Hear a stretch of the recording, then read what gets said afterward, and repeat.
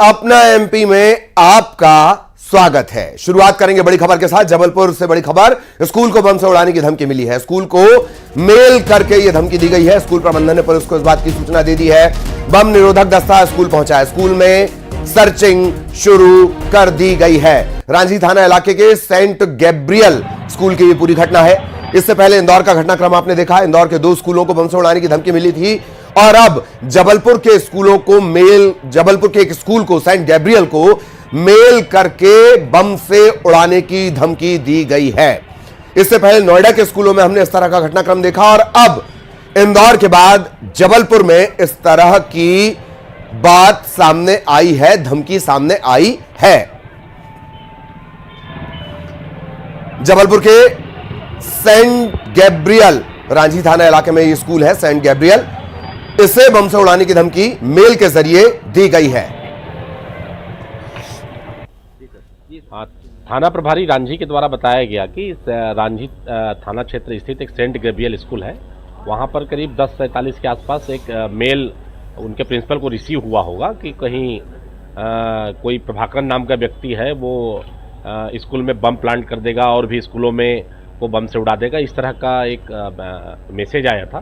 तत्काल थाना प्रभारी मौके पर गए और उसमें मेल को संज्ञान में लिया और स्कूल को हमने खाली कराया। अच्छी उस BDDS टीम बुला के उसकी सर्चिंग की।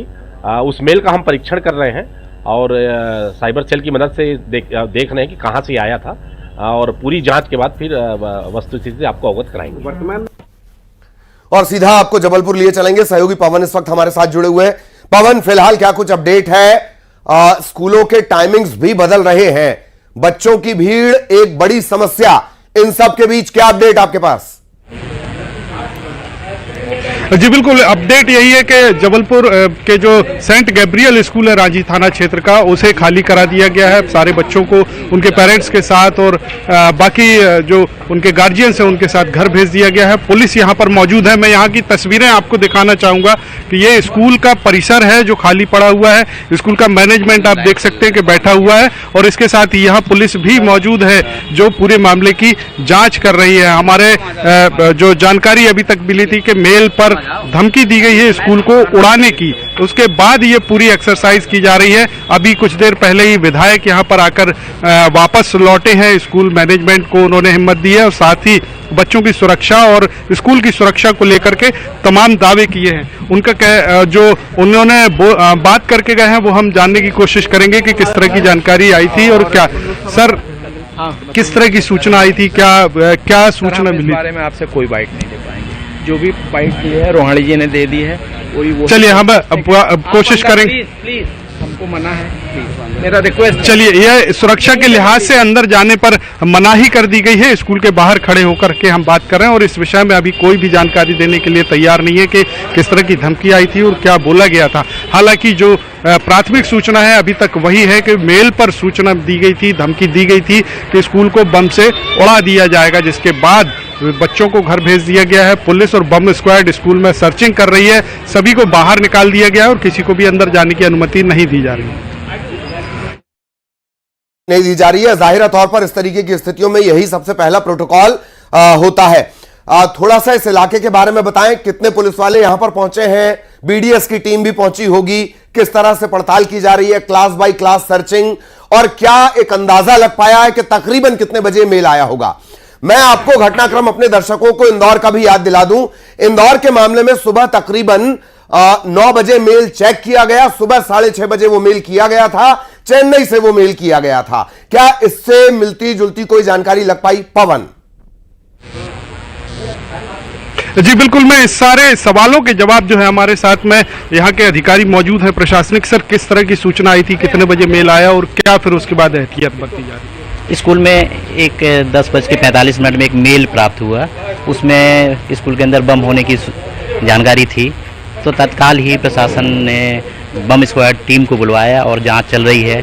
हमने सभी कमरों में जांच करा रहे हैं। अभी तक ऐसी कुछ भी नहीं प्राप्त हुआ है, ऐसी जानकारी नहीं मिली। मेल में क्या कहा गया था, क्या लिखा था मेल में, किस तरह की धमकी?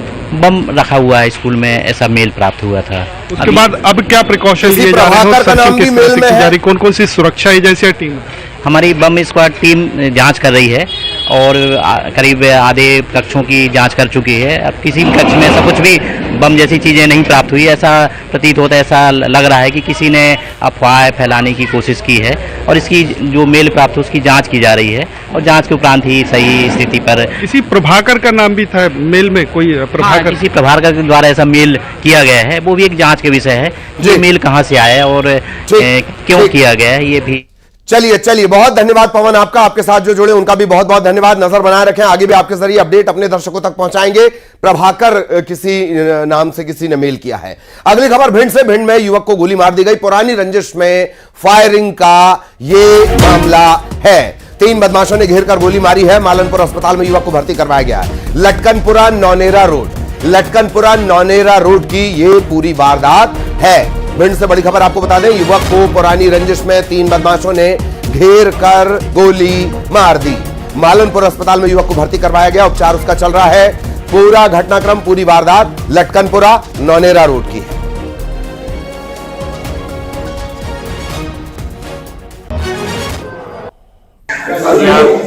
नौनेरा वाली रोड पे मुझे घेर लिया 3 लोगों ने।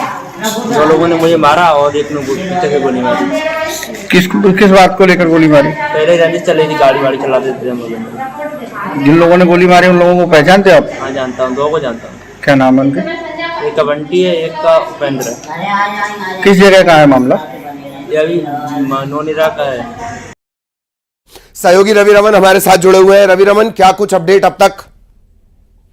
दल जी, मैं आपको बताऊं, ये पूरा घटनाक्रम जो है वो मालनपुर थाना क्षेत्र का बताया जा रहा है। यहाँ पर जो पुरानी रंजिश के चलते इन लोगों का पूर्व से विवाद चल रहा था, लेकिन कहीं ना कहीं उनको मौका पाकर बताया जा रहे हैं कि 3 लोग आए थे जिन्होंने अवैध हथियारों से फायरिंग की, जिसमें एक जो गोली है वो जांग में लगी है। घायल ने बताया भी है पूरी बात को, लेकिन फिलहाल हमने इस मामले को लेकर टीआई से बात की और पुलिस से जानकारी लेने का प्रयास किया, तो पुलिस ने कहा है कि अभी तक थाने में इस तरह की कोई शिकायत नहीं आई है, लेकिन हालांकि उपस्वास्थ्य केंद्र पर इलाज चल रहा है, तो वहां पर हमने जांच दल टीम भेज दी है और जो भी तथ्य सामने आएंगे और इस मामले की पूरी जांच पड़ताल की जा रही है।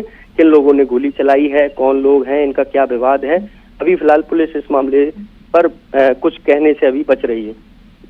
चलिए बहुत धन्यवाद आपका रवि रमन, लगातार नजर बनाए रखें, आगे भी आपके जरिए अपडेट अपने दर्शकों तक पहुंचाएंगे।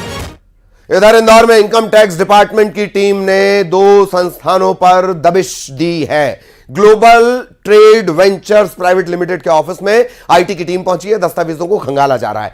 इसके अलावा अनंत एग्रो के दफ्तर पर भी छापा पड़ा है। पुखराज कॉर्पोरेट बिल्डिंग में अनंत एग्रो का दफ्तर है, यहां सर्चिंग चल रही है।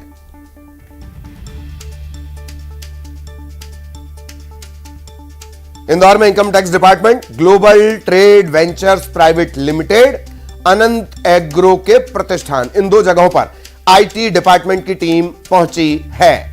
शुरुआती जानकारी के मुताबिक ऐसा लगता है कि यह सर्वे की कार्रवाई हो सकती है। सर्चिंग यहां पर चल रही है, दस्तावेज सबसे पहले लिए जाएंगे, लेखा जोखा आय व्यय का खंगाला जाएगा और इसके बाद स्थिति ज्यादा क्लियर होगी। सहयोगी मिथिलेश हमारे साथ जुड़े हुए हैं, मिथिलेश के पास आपको लिए चलेंगे। मिथिलेश, 2 जगहों पर आईटी डिपार्टमेंट की टीम, क्या कुछ क्लियर हो पाया अब तक? सर्चिंग है, सर्वे है या दबिश है आयकर की चोरी को लेकर?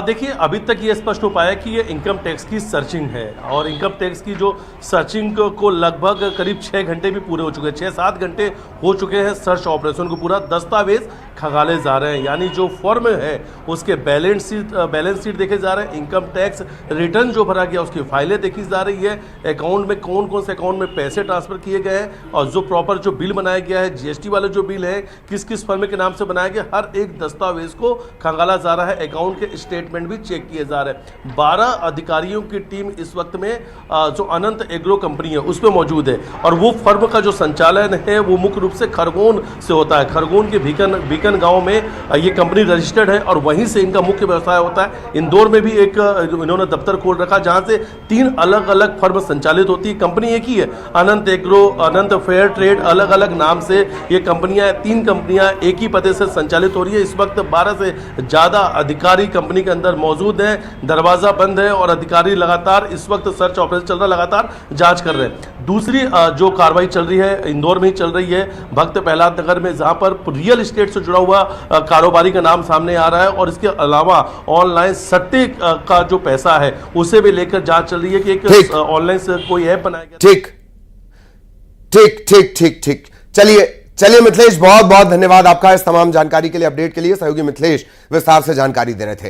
इधर मध्य प्रदेश में आज शहर शहर रफ्तार का कहर देखने को मिला। भिंड में तेज रफ्तार का ट्रक ने कार को टक्कर मार दी, हादसे में 6 लोगों की जान चली गई। वहीं मैहर, इंदौर, धार में भी सड़क हादसा हुआ। नर्मदापुरम में तेज रफ्तार कार थी वो सामने से आ रही दूसरी गाड़ी से टकरा गई, इसके बाद कार में आग लग गई। इस हादसे में एक युवक जिंदा जल गया। भिंड, मैहर, इंदौर, धार, नर्मदापुरम, इंदौर की तस्वीर विस्तार से जान लीजिए। नर्मदापुरम में भीषण हादसे के बाद एक युवक जिंदा जल गया, जबकि 2 युवकों ने कार से कूदकर किसी तरह जान बचाई। भोपाल से ये सभी कार से सिवनी मालवा लौट रहे थे और इस बीच दूसरे वाहन ने कार को टक्कर मार दी। कोटाला खेड़ी के पास यह हादसा हुआ। टक्कर के बाद कार सड़क के नीचे गिर गई, इसमें आग लग गई। देखते ही देखते इस आग ने पूरी कार को अपनी चपेट में ले लिया। जो 2 घायल हैं उन्हें जिला अस्पताल में भर्ती करवाया गया है। इधर शिवपुरी में चलते ट्रक में अचानक आग लग गई। आग लगने के बाद यह ट्रक पूरी तरह से जलकर खाक हो गया। सिल्लापुर तिराहे के पास की यह घटना है। ट्रक में पपीता लदा हुआ था। इस हादसे के बाद ट्रक के ड्राइवर ने किसी तरह अपनी जान बचाई। बाद में दमकल ने आग पर काबू पा लिया, लेकिन तब तक जो उसमें रखा सामान था और ट्रक, वो दोनों जलकर खाक हो गए।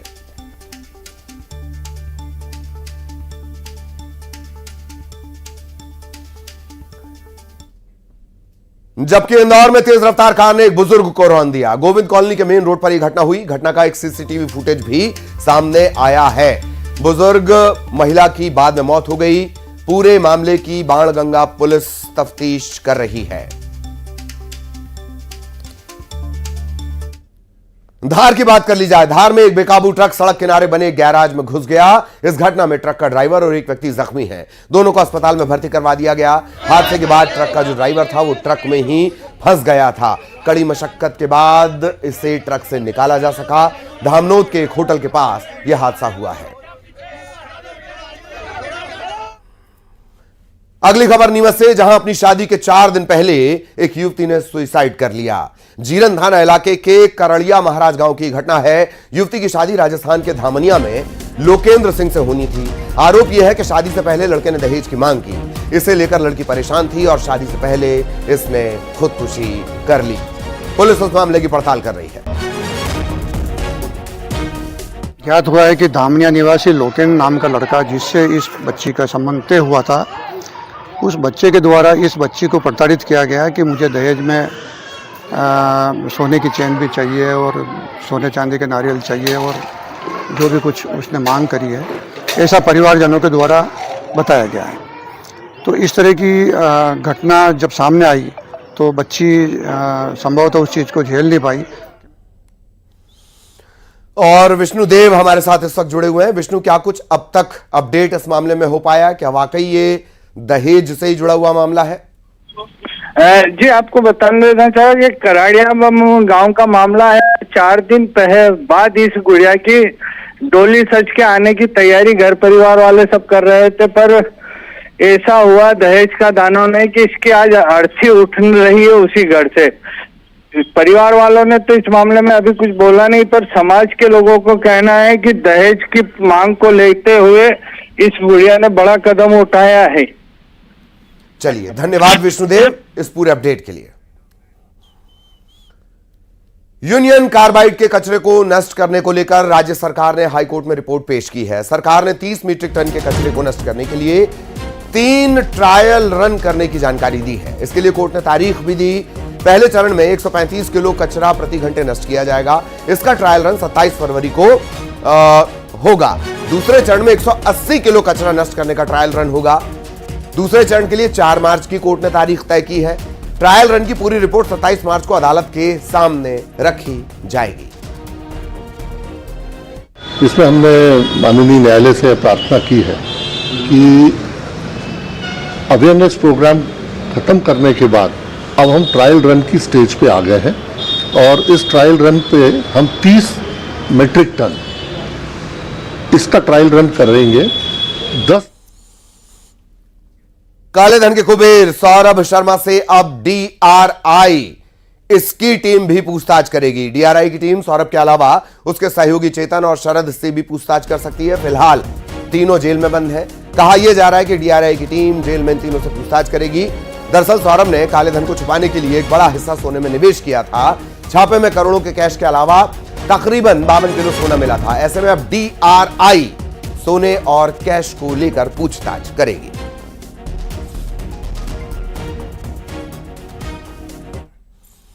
उज्जैन में साल 2028 में सिंहस्थ कुंभ का आयोजन होना है। सरकार और प्रशासन इसकी तैयारियों में जुटे हुए हैं। इस बीच पुजारी महासंघ ने सरकार से पारंपरिक नामों को बदलने की मांग उठाई है। पुजारी महासंघ के अध्यक्ष ने महाकुंभ की तर्ज पर शाही स्नान का नाम बदलने की मांग की। इसके साथ ही छावनी, पेशवाई जैसे नामों को बदलने की मांग की गई है। उनका कहना था कि छावनी शब्द अंग्रेजों के शासनकाल की याद दिलाता है। पुजारी महासंघ कह रहा है कि अखाड़ों के अलग अलग घाटों पर स्नान की व्यवस्था होनी चाहिए और इसके चलते इससे होगा यह कि क्राउड मैनेजमेंट प्रॉपर होगा।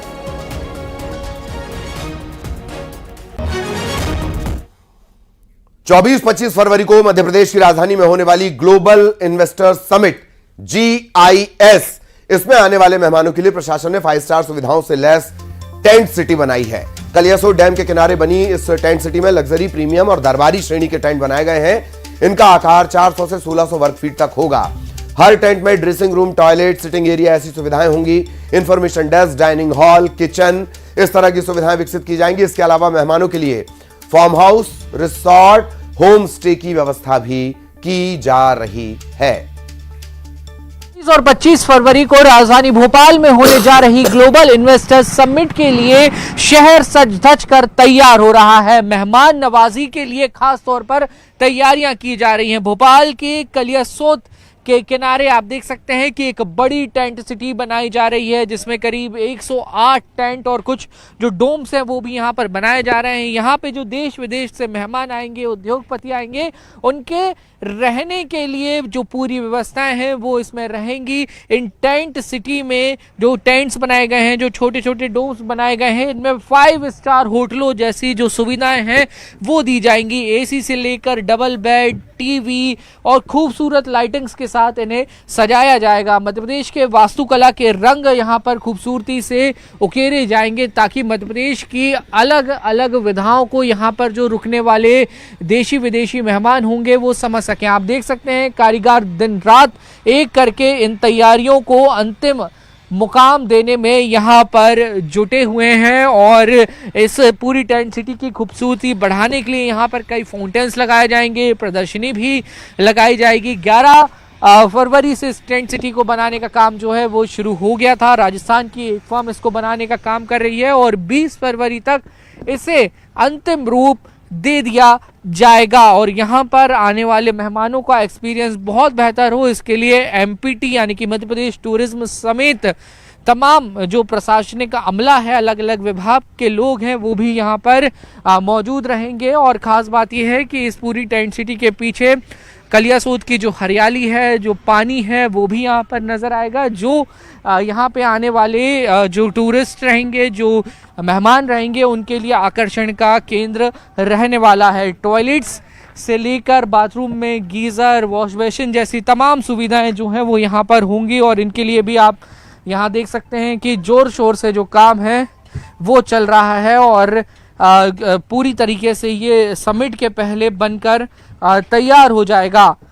लिहाजा भोपाल पूरी तैयारी के साथ जुटा हुआ है ग्लोबल इन्वेस्टर समिट को अद्वितीय बनाने के लिए, ऐतिहासिक बनाने। और इस वक्त सागर का रुख करेंगे। बड़ी खबर मिल रही है, कामायनी एक्सप्रेस में बम की सूचना मिली है। सागर के बीना रेलवे स्टेशन पर ट्रेन को रोका गया है। बम निरोधक दस्ता स्टेशन पहुंचा है। स्टेशन पर हाई अलर्ट रखा गया है। स्टेशन मास्टर को यह जानकारी मिली थी। बम से उड़ाने की धमकी की जानकारी मिली और उसके बाद तत्काल आरपीएफ को जानकारी दी गई। पंकज हमारे साथ जुड़े हुए हैं। पंकज, पूरी जानकारी, क्या अपडेट? देखिए, फिलहाल अभी ट्रेन जो है बीना स्टेशन पर रुकी है, उसकी पूरी चेकिंग की जा रही है, तमाम बोगियों को सर्च किया जा रहा है। पुलिस जो है सागर से भी आ चुकी है, बम स्क्वाड और आरपीएफ भी पूरी मुस्तैदी से तैनात है। एक बोगी को चेक किया जा रहा है। स्टेशन मास्टर जो है उनको ट्रेन में बम होने की सूचना मिली थी, उसके बाद एहतियात के तौर पर यात्रियों को बाहर निकाला गया है और ट्रेन की सर्चिंग जारी है। जी चलिए, बहुत धन्यवाद पंकज इस अपडेट के लिए। सहयोगी पंकज जानकारी दे रहे हैं। ट्रेन में अभी सर्चिंग चल रही है, ट्रेन को अभी रोका गया है। कामायनी एक्सप्रेस बम निरोधक दस्ता पहुंचा हुआ है। स्टेशन मास्टर को जानकारी मिलने के बाद उन्होंने इस बात की जानकारी दी, आरपीएफ की टीम को दी, बीडीएस की टीम यहां पर पहुंची हुई है और फिलहाल सर्चिंग की जा रही है कामायनी में।